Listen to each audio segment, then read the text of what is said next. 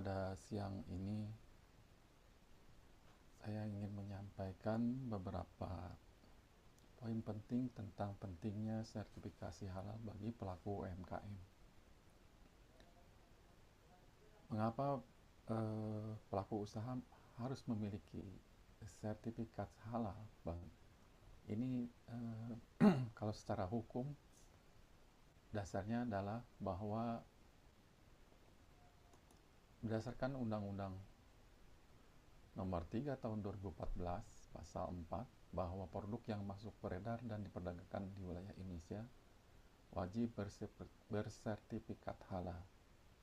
Kemudian berdasarkan PP Nomor 42 Tahun 2024 Pasal 98, kewajiban bersertifikat halal bagi pelaku usaha mikro dan kecil didasarkan atas pernyataan halal pelaku usaha mikro itu sendiri.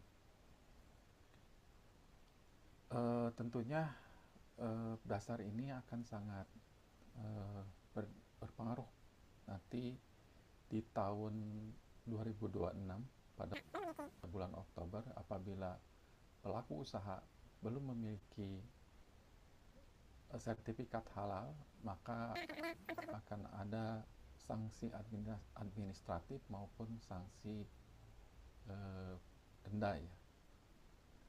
Selain itu, sertifikat halal sangat penting bagi pelaku usaha atau UMKM. Kenapa sangat penting dan apa harus repot-repot ngurusin sertifikasi halal? Sebenarnya akan lebih repot kalau kita menjelaskan ke setiap pelanggan bahwa bahan baku proses pembuatan produk yang kita buat dalam produk kita harus kita jawab ke setiap pelanggan kita, dan itu akan butuh waktu ya, dan belum tentu pelanggan akan yakin klaim sepihak dari kita sendiri. Dan kita bahwa penduduk di Indonesia itu 87,2% adalah Muslim ya, orang-orang Muslim. Jadi sekarang itu sekitar 280 juta penduduk Indonesia. Kalau 87 juta persennya aja, 87%-nya aja, sekitar 229,6 juta jiwa Muslim Indonesia adalah orang Muslim. Dan ini tentu kewajiban halal, kewajiban produk-produk yang dikonsumsi oleh orang Muslim harus halal ya, sehingga para pelaku harus memastikan dan meyakinkan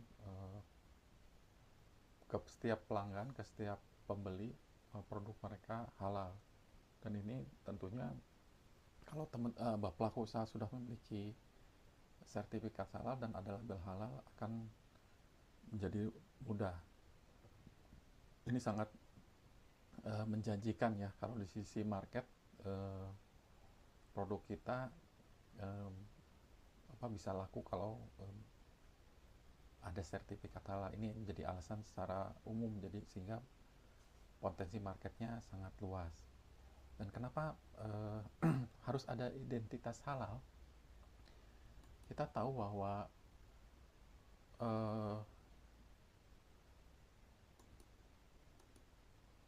setiap warga negara Indonesia dalam bentuk apapun ya, mulai dari lahir harus ada akte lahir, kemudian nanti sekolah, lulus dibuktikan dengan ada ijazahnya gitu ya, ijazah asli tentunya.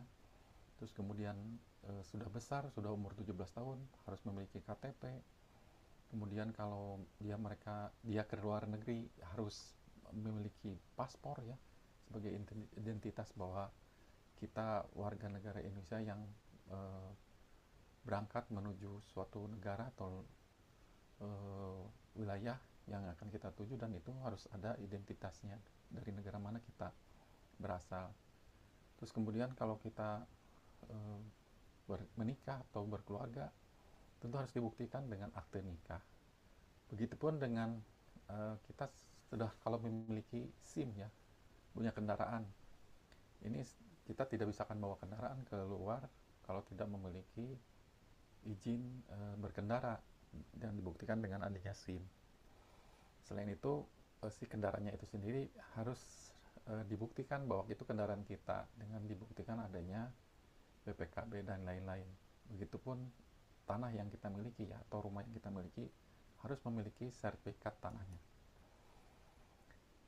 Supaya pelanggan lebih, sebetulnya sertifikasi halal ini akan lebih meyakinkan ya, meyakinkan pelanggan. Terus kemudian pelanggan akan merasa nyaman, pelanggan juga akan merasa senang. Dan bagi pengusaha kepercayaan ini sangat utama dan sangat mahal karena itulah sumber penghasilan yang berkelanjutan. Bagaimana cara mengurus sertifikat halal bagi UMK? Syaratnya mudah ya, syaratnya mudah, hanya dibutuhkan KTP pelaku UMK itu sendiri, kemudian punya produk maksimal 10 varian, dan merek produk itu sendiri ya, merek produknya misalkan kentang Mustafa Pawon Umi misalkan itu. Ini harus ada mereknya, kemudian foto produknya tentunya ya, foto produk harus dikirimkan oleh pelaku usaha, jualan apa gitu. Kalau tadi kentang Mustafa ada foto produknya, jualan gorengan harus ada produknya gitu ya, foto-foto produknya, saya dibuktikan bahwa kita usaha seperti itu. Kemudian foto tempat lokasi kita berjualan atau produksi. Yang selanjutnya adalah tentunya kita secara hukum harus memiliki izin usaha ya, atau disebut NIB kalau dulu SIUP. Nah, NIB ini sangat penting bagi pelaku usaha bahwa kita memiliki izin usaha yang terdaftar secara legal di Kementerian BKPM ya, dan ada KBLI-nya untuk jenis usaha apa yang kita miliki gitu.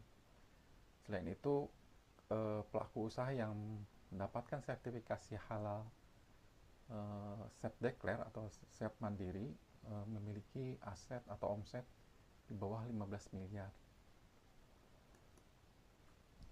Berapa biaya mengurus sertifikasi halal bagi UMK? Gratis ya, 100%. Nah, kecuali tadi yang self mandiri. Kalau self mandiri itu bayar 230.000.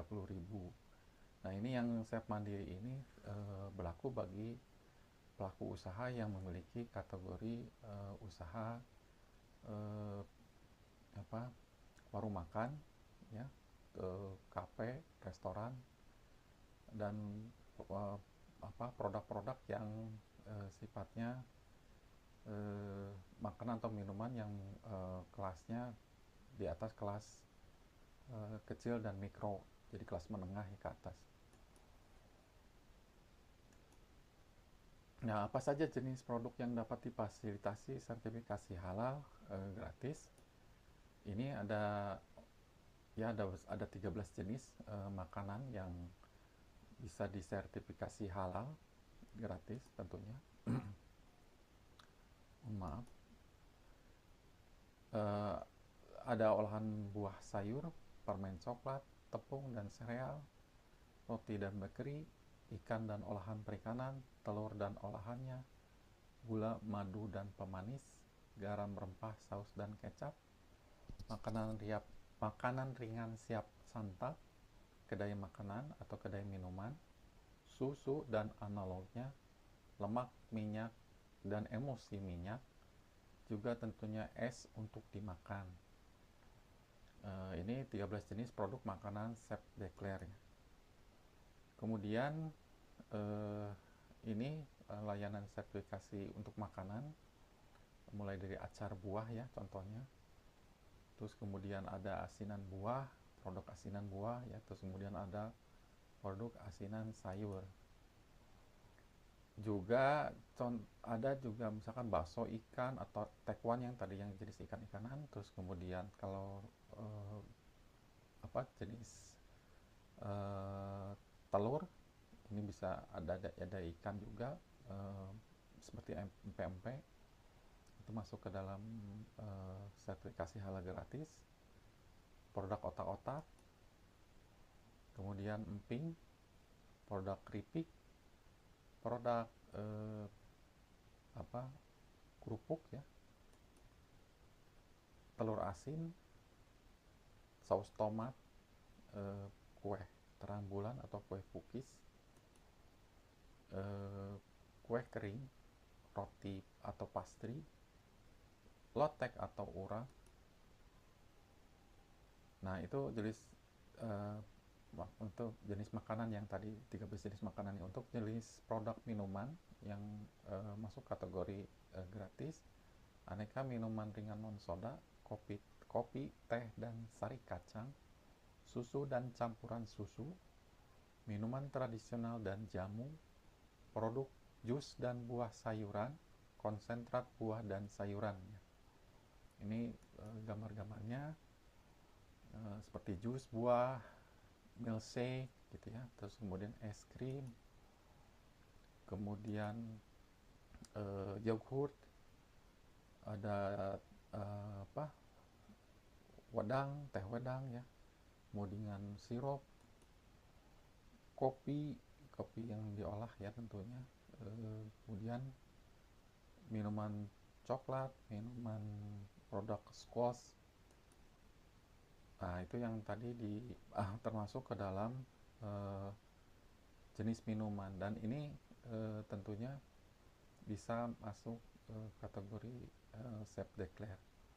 Nah, 13 jenis warung makan yang bisa masuk ke dalam self declare yaitu warung makan khas Sunda, warung soto ayam atau sapi, warung mie, bakso dan ayam, warung makan gudeg, warung makan pecel lele, warung sate ayam atau kambing, warung makan nasi dan mie goreng, warung makan khas Timur Tengah, warung makan nasi kuning atau uduk ya, warung angkringan gerobak, warung makan Indomie atau warmindo, warung makan Tegal atau warteg, warung nasi Padang nih.